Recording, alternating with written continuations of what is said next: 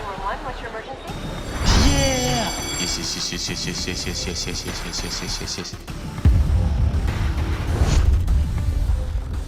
Yes, yes, yes, yes, whoa. Hey man, I can explain. All I did was rob a bank. Hey man, hey man, hey man, hey man, hey man.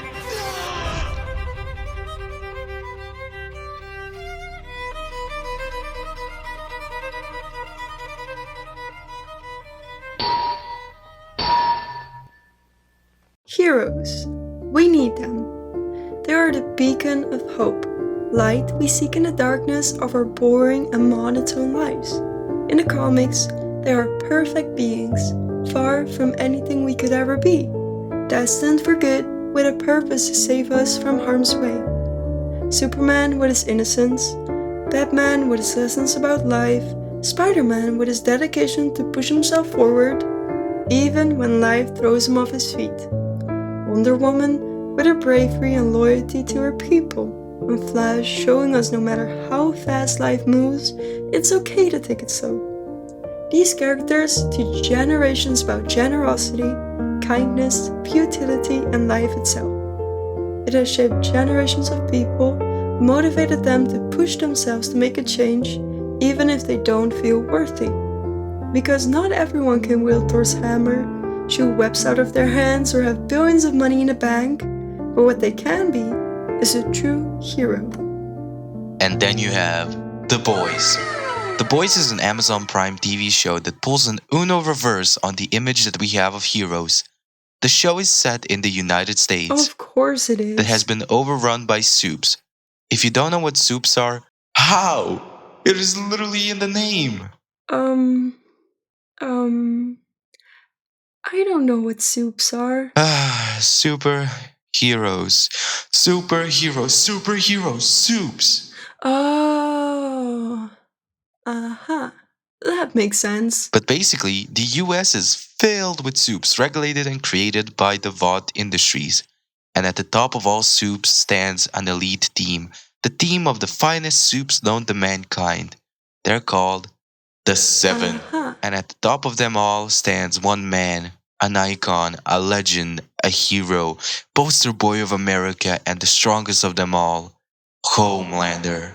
Now, what The Boys does, it subvert your expectations and show you a realistic image of how heroes would be in our world. Self-entitled, narcissistic assholes who do whatever they want to and don't care about the consequences. Because there simply are none, due to all of their actions getting covered up by the company that owns them all, VOD Industries.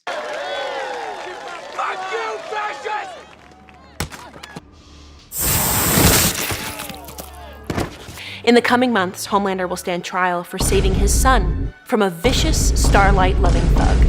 An act of heroism, now somehow being branded a murder. And the only people standing against them is a group formed by Billy Butcher. You're all fucking welcome. Smash. And the audience loved it. The idea was new and fresh. It was not only just a dark take on our beloved, cape-wearing, no-swearing, good-natured heroes. It was a parody on America itself. The show never shied away from poking fun at all the faults in the American dream, the woke culture, and both sides of the US politics. And the show establishes this in Season 1. Remember this, kids. It is important for later on in the video. Before we get deeper into this video, we wanted to thank today's sponsor, you. Make sure to leave a like and subscribe if you haven't yet. It means a lot to us, and it's only a click away for you. Now, back to the video. Fast forward a couple of years, the show is at its peak right after Season 3 ended, bringing in an influx of new fans and earning our Bob Boy Bezos a crap ton of ka-ching.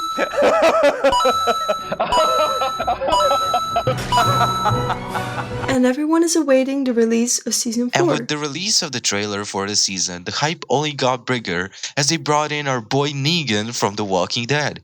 The show is facing yet another successful season as the boys continued their vengeance against VOD and the Seven. Oh boy, then people must have loved the season, right?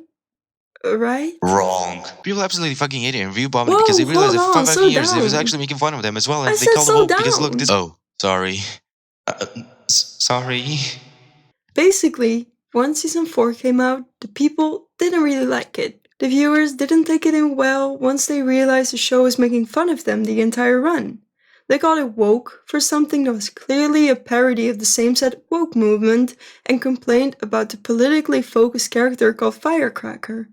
They broke out in an absolute uproar once Frenchie and Kimiko broke up, even though they were never together to begin with, and decided they wouldn't work out literally a season ago. Talk about Frenchie. The show got so much hate when he had a love interest who happened to be a man, causing the fans to go after the creators for making such a drastic change, even though it was established that he was bisexual in the first season of the show. Now, with such a hateful uproar towards the show, the fans took the initiative by creating multiple accounts and bombing the show with negative reviews, causing the fourth season to be rated way lower compared to its counterparts. The only, and I mean only, issue the season had was the pacing was slow throughout the run and the ending was rushed and too fast. The pacing was so slow to me that as a viewer I felt like a grandma being helped across the street and the finale being a truck about to hit me out of nowhere going 150 kilometers per hour. To our American viewers, that's 93 miles. You're welcome. Tonight in FU News, a challenge. What's that? We're getting new information, folks. Breaking news as our friend Jay from JJGames dives into the recent review bombings of the globally known Amazon show, The Boys. Switching to him now. Hey shitbirds, glad to be part of your little news station and be able to talk about what I think on The Boys Season 4, because, I'm way cooler than you. Starting us off, I want to address you goddamn motherfucking cock-sucking imbeciles that keep saying they ruined the show by making Frenchie gay. Listen here, you dumbass, dick-for-brain idiots. He's been gay, or at least bi, since Season 1. He was in a poly relationship with a woman and a guy. I will give you, Holly and Frenchie's relationship really didn't have a point, and nothing ever came out of it. However, saying it was just character assassination is stupid as and blatantly false. It's just a bunch of incel, good-for-nothing, rotten homophobic scum who can't handle anything other than all-powerful straight white guys in a TV show. And another thing I'd like to complain about, people saying the show has gone too woke. Now, I'm not gonna yell, or cuss, or anything. I'd like to keep it civil here. Is what I would say if you guys weren't such like I was saying, I'm gonna be chill here. Look, The Boys has always been quote-unquote woke. You people just never realized that until now because you're so dumb, and it took them being this f***ing obvious before you picked up on the fact that you guys were the ones being made fun of the whole time, and it hurt your little baby feelings that you want to whine and complain because anything you dislike or anything that makes fun of you in the slightest amount is considered woke. Newsflash, dipshits. The show is literally a metaphor for society and the government, so I don't know what to tell you. Anyways, enough of my psychotic rambling. I'm gonna go back to snorting lots of cocaine. Back to you, FU News. The show was in no means perfect, but it did not deserve the hate it got. The season was indeed the weakest of them all, but it still kept the same charm it was known for and didn't go too far away from what the show stood for, unlike other shows. Hey, honey? What's that? What do you mean? I'm scared. Oh shit! Yeah, the actress of Starlight has had some noticeable changes to her physical appearance, going from an adorable little sunshine to this. Now, the fact she got changes done is alright, cool, awesome, amazing, good. What wasn't good was the fact that the actress denied the fact that she looks different and tried gaslighting the people away from the fact she looks like James Charles's lost cousin. Minus the allegations. Come on, girl, what do you think you're fooling? It's 2024. Body positivity is a thing now. Just be honest. Talk about physical changes. The actor of Mother's Milk shaved his beard off and everybody thought it was a different actor, or got really worried and thought the actor had fallen ill. What actually happened is that he simply lost some weight and shaved his beard. It did, however, look really weird at first. Now, the highlight of the season were the two new characters introduced to us during the preparations to assassinate the president.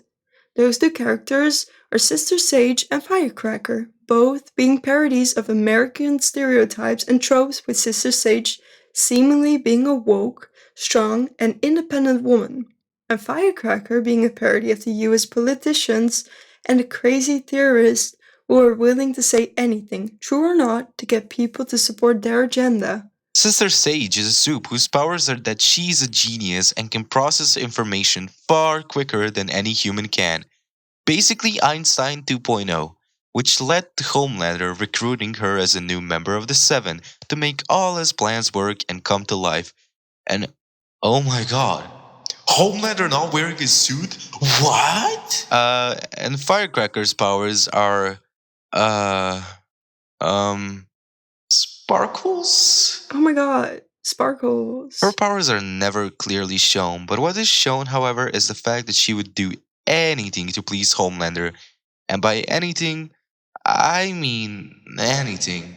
Which leads to her being a breast milk provider for him. Ew, talk about new characters. Sam and Kate make an appearance in The Boys from their spin-off series Gen V, which is nice for the 5 people that actually watch the show. And the show ends on a massive cliffhanger, which I will not spoil. Go watch the show, you dumb fuck.